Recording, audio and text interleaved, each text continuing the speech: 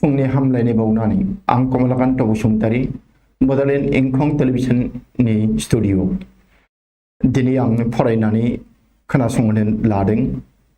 आसामनि गिबि सारिनि रादाब बिलाइफोरनि बिलाइफोराव दिनैनि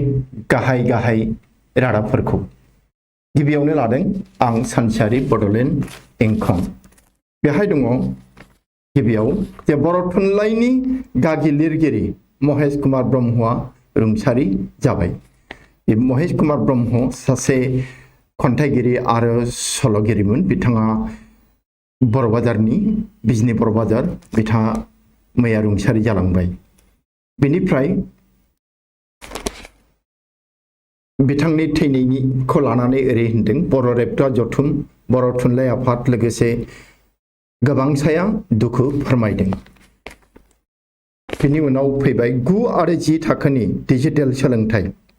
बर' थुनलाइ आफाद एबसुआ डिजिटेल एप गायसंनो लादों। बे 9 आरो 10 थाखोनि डिजिटेल सोलोंथाइ मानोना दा अफलाइन क्लासखौ एलाउ खालामथ'वाखै 9-10 नि थाखाय बेखायनो फज'नानैथ' दोननो हाया फोरोंथारनांगोन गियान होनांगोन बे थांखि लादों बर' थुनलाइ आफादा। बेनिफ्राय क'क्राझाराव बर' सावथुन महरगिरिफोरनि जथुम बेनि उननि रादाबा जाबाय निमाती घाट फेरि जाब्रबथायनि दायाव जरहाट पुलिसा 6 मावफारियाफोरखौ खादों। दाखालि 3 सासपेन्ड दा मैया 6 एरेस्ट खालामदों। बिटु लाहारिखौ जिउ फोजोबनायनि दाय राजीव रामसियारिखौ एरेस्ट खालामदों। बेनि उनाव जाबाय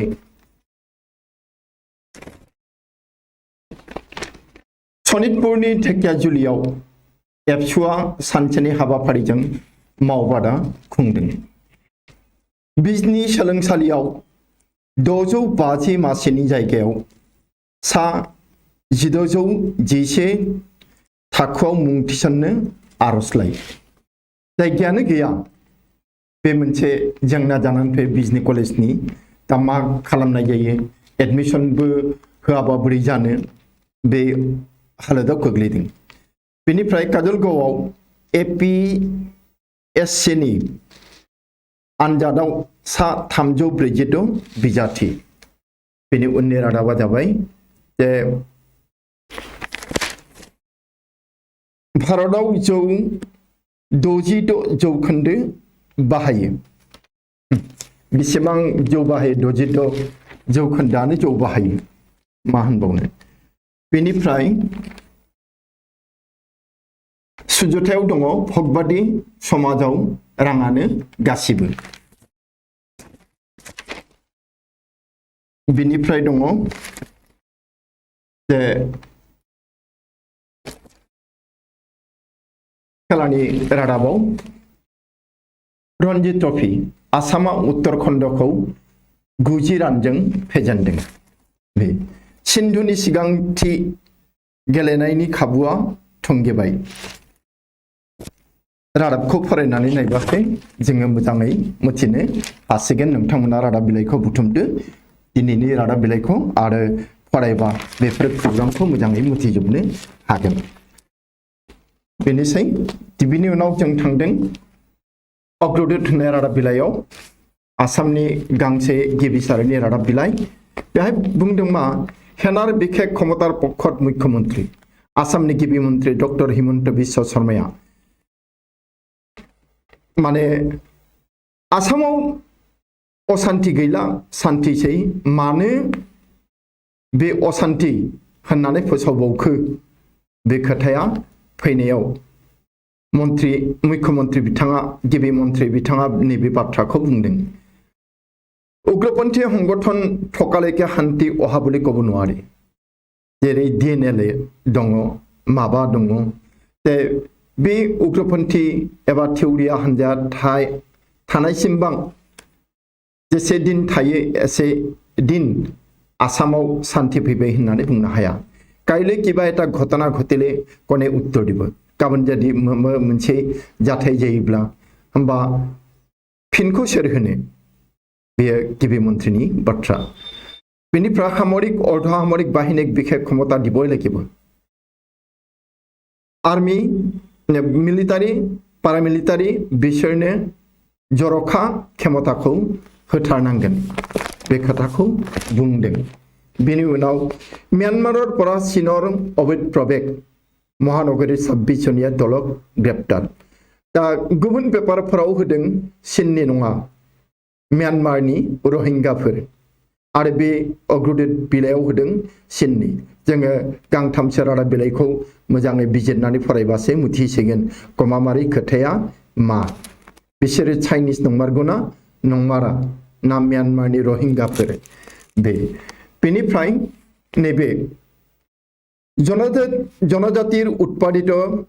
35 बिट सामग्री न्यूनतम समर्थित मूल्यरे किनिब सरकारा मोनसे थांखि लादों जे जनजातिफोरा जों बर'फोर बादि जनजातिफोरा जि बेसाद दिहुनो आबादानो जाथों बा माबा फेक्टरिफोराव जाथों बेफोरखौ गासै 35 जाथोखौ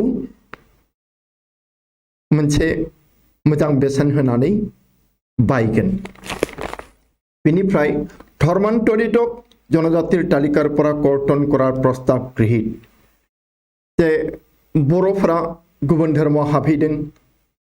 मिरिफोराबो मिसिंफोराबो गुबुन धर्म हाबफैदों बिदि गुबुन धर्म हाबफैनायफोरखौ जनजातिनि लिस्टनिफ्राय फारिलाइनिफ्राय दाननानै होदों नैबे थांखिया नाजाव जाबाय आरो आसाम केबिनेटआव बे थांखिखौ लादों होनबा दा बर'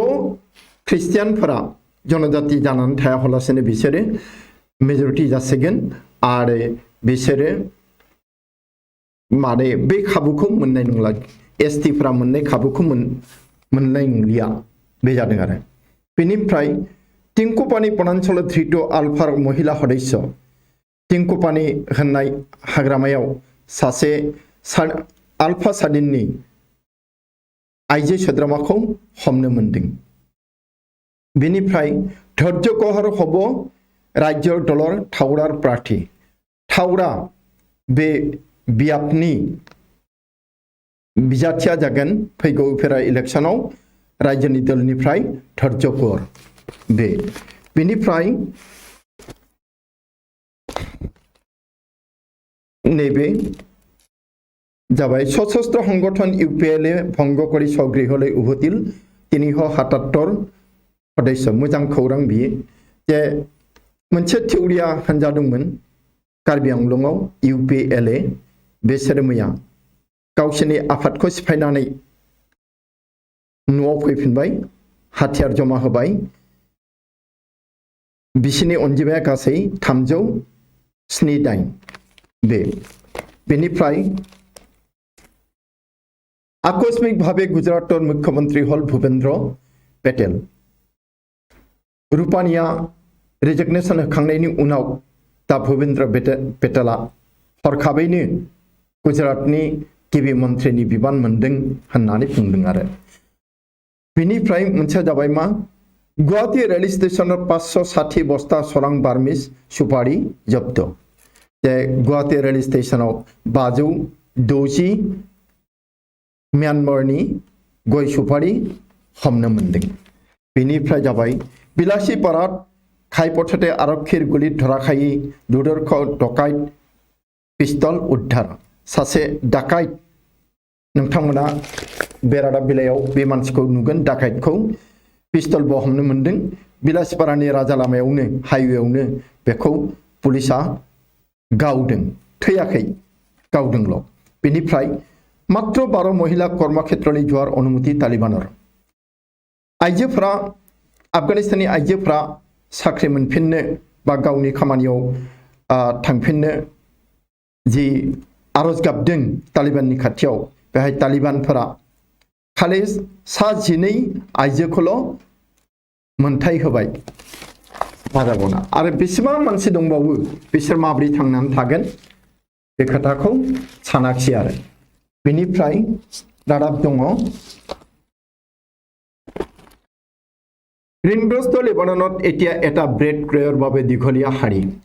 बिराद आंखाल जानाय लोंनायनि आंखाल बेहाय दुर्भिक्ष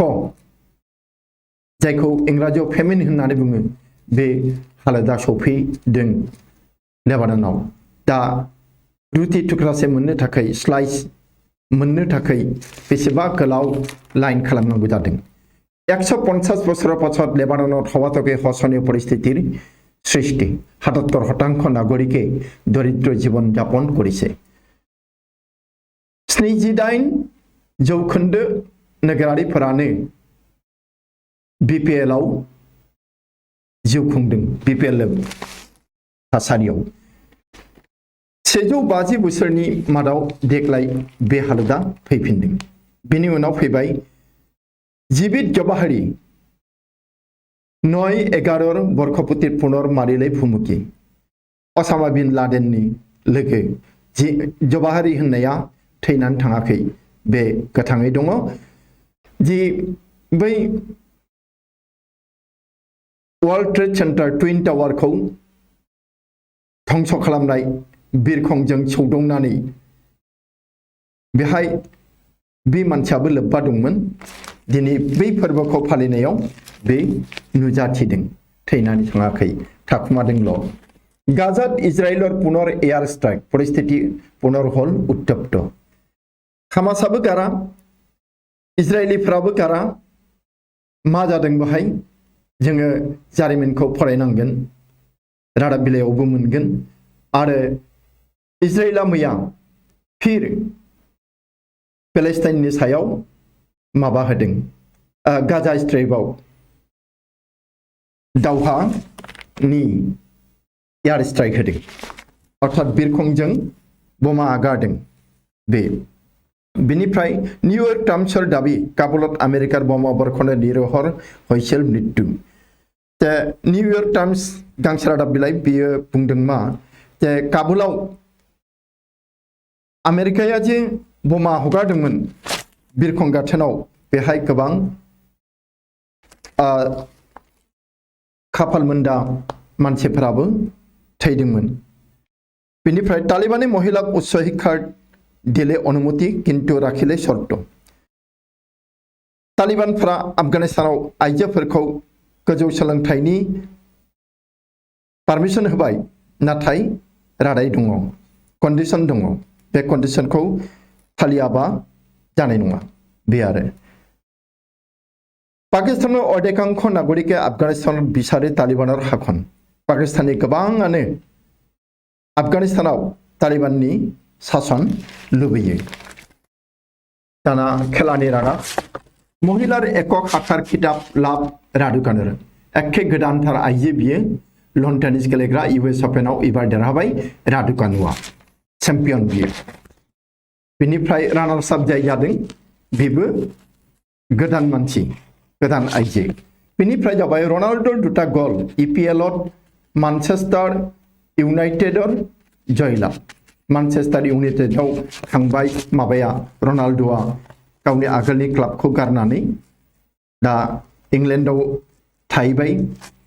आरो बियो मैयानि खेलायाव मोननै गल होदों दा बियो सेथि थाखोआव बा जे रेंकिं बे रेंकिंआव सबसे गोजौआव दङ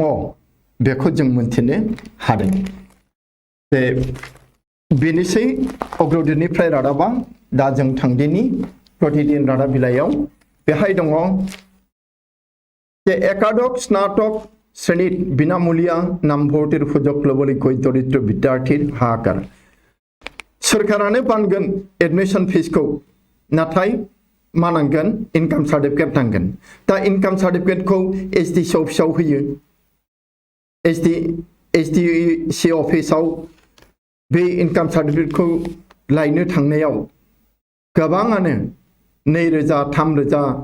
2500 बिदि थाखा होनानैसो मोनदों बेसेबां जाख्ल'दों सबखौ सुसिदों बे SDC आव मावग्रा मानसिफोरा मण्डल आरिफोर SDC बे অসমৰ স্থাপন হ'ব 7 নতুন একলব্য আদৰ্শ বিদ্যালয় আসামাव गोदानै आरो गंस्नि एकलब्य मडेल स्कुल गायसन जागोन बेनिफ्राय जाबाय मा भूपेन्द्र भाई पेटेल गुजरात नतुन मुख्यमंत्री दहाय अग्रदूराव फरायबाय बेनिफ्राय फेरी सेवा राजो 3 বছৰত 5,859 কোটিৰ পৰা 1,643 কোটিৰ হাত माबोरै खमायो मानसिया थांलाय फैलाय खालामगासिनो दङ दलं जायाखै मायाखै नावजोंनो बारगासिनो दङ थेवबो बोसोरथामनि सिगां बेसेबां रोजा कोटी थाखा खामायदोंमोन इनकाम जादोंमोन दा बोसोरथामनि उनाव मा 1,643 कोटियाव फैबाय बेसेबां खमायदों 4,000 कोटिनिबो एसे बांसिन खम जानो बे बोरै जानो हागौ बेफोर सब जाख्ल'नाय सुसिनाय बेखायनो बेफोरखौ संदाननांगौ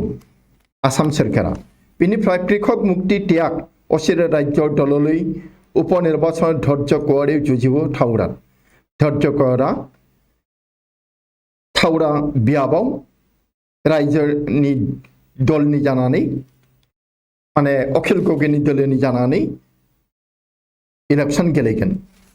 बेनिफ्राय जाबाय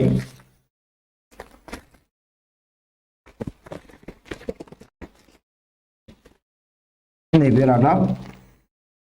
नीटर পৰা ৰেহাই দিয়াৰ আইন প্ৰণয়নৰ প্ৰতিশ্ৰুতি ষ্টালিনৰ আজি গৃহীত কৰিব বিধেয়ক नीट NWT नीट बेनिफ्राय रेहाय मोननो थाखाय तामिलनाडुनि फरायसाफोरा रेहाय मोननो थाखाय स्टेलिना आरज गाबदों आरो दिनै बे आयेनखौ दानाय जागोन परीक्षार पूर्वे तामिलनाडु छात्र आत्महत्याखौ खलकनि मानोना माने आनजादानो जायाखै बे आनजादनि सिगां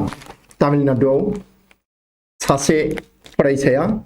गावनि जिउखौ फोजोबनानै लादों बे नीट आनजाद होनो मोननाय नङा बिदि जानानै निर्वाचनी रणनीति निर्धार प्रशांत किशोरक दलत अंतर्भुक्तिर पक्षत बिराप्पा मोइलिया कांग्रेस दलाव प्रशांत किशोरखौ लानांगौ होननानै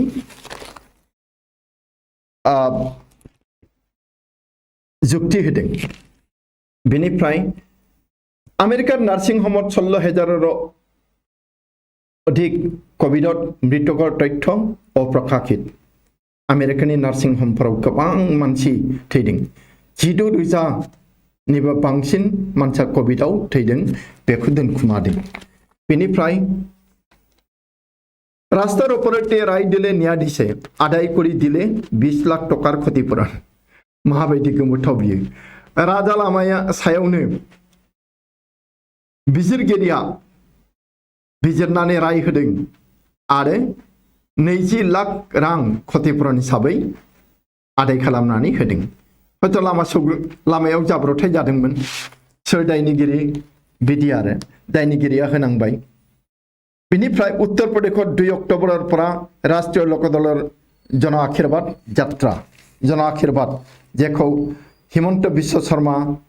बेनिफ्राय सर्बानन्द सनोवाल मोना आसामाव खालामबाय बेखौ दा उत्तर प्रदेशआव खालामनो लादों राष्ट्रीय लोकदला बेनिफ्राय उत्तर प्रदेशत समाजवादी पार्टीर मित्रता प्रस्तुति ममता बेनार्जीया उत्तर प्रदेशआव समाजवादी पार्टीजों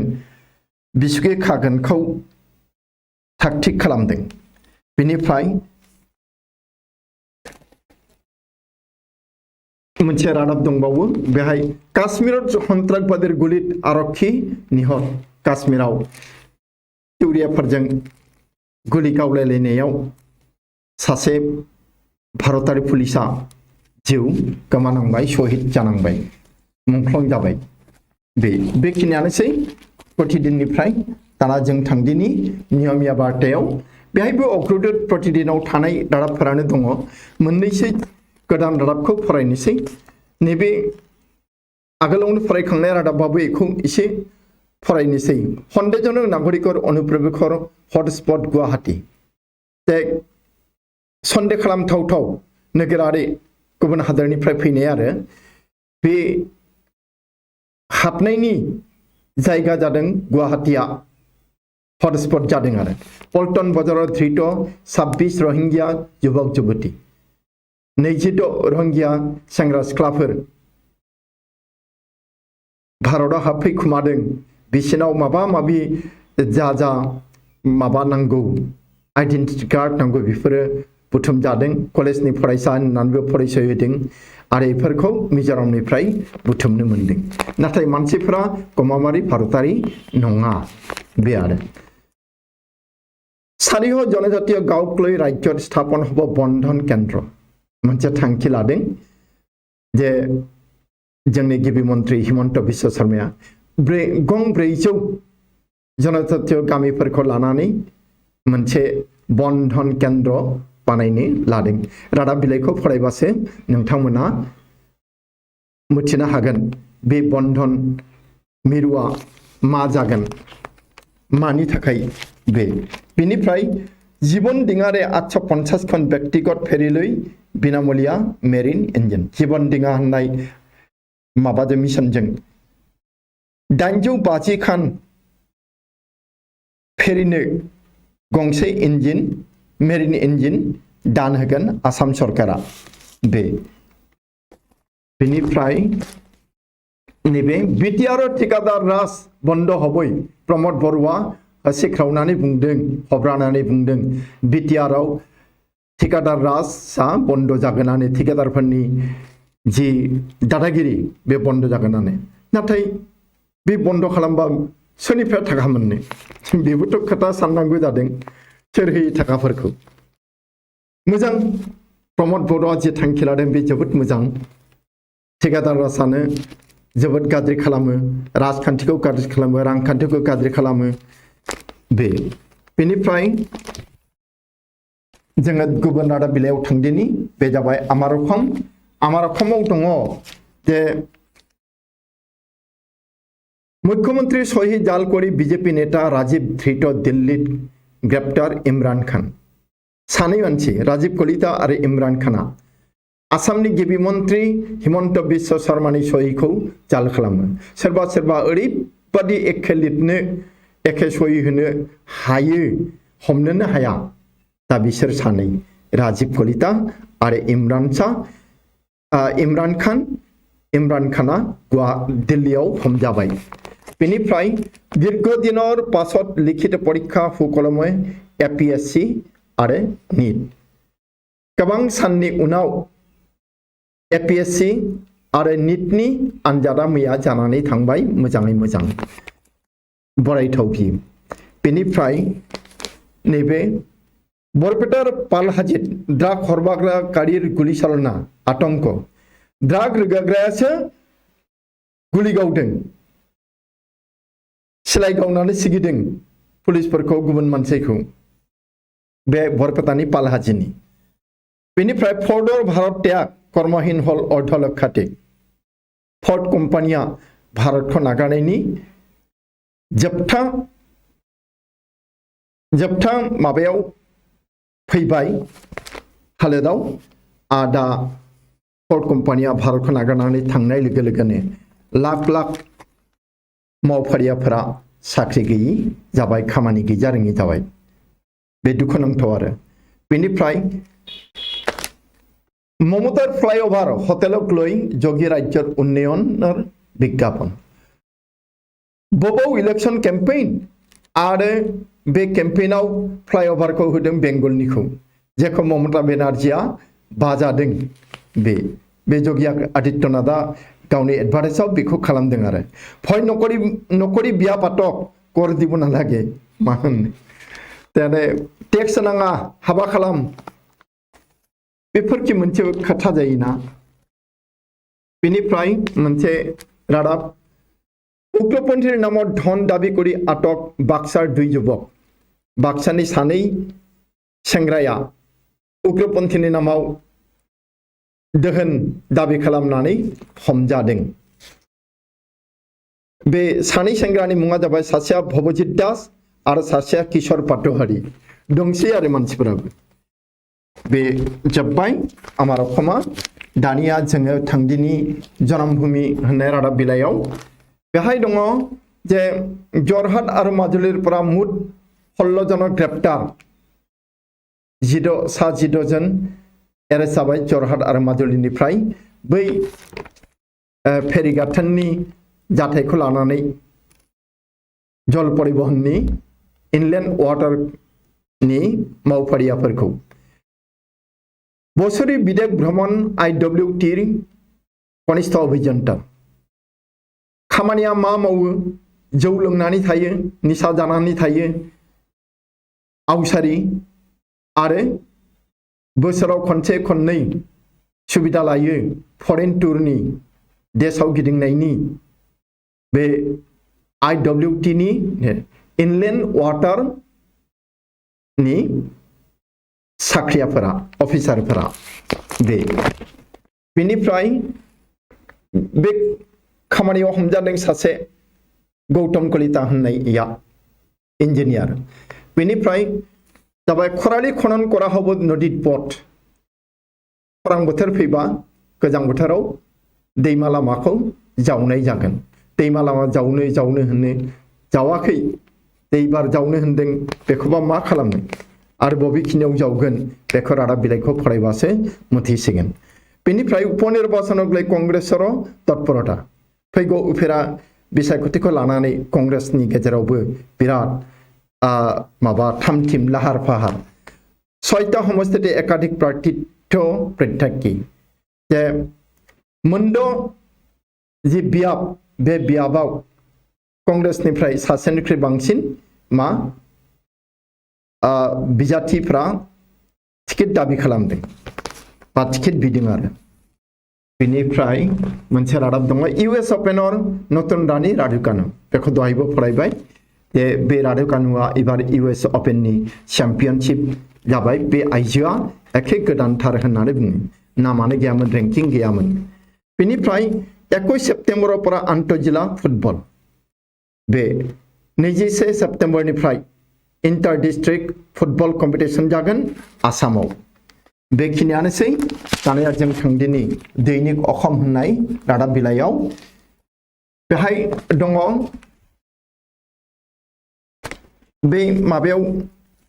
अग्रदूत प्रतिदिनाव सेबखांजायैखौ फरायनोसै एसे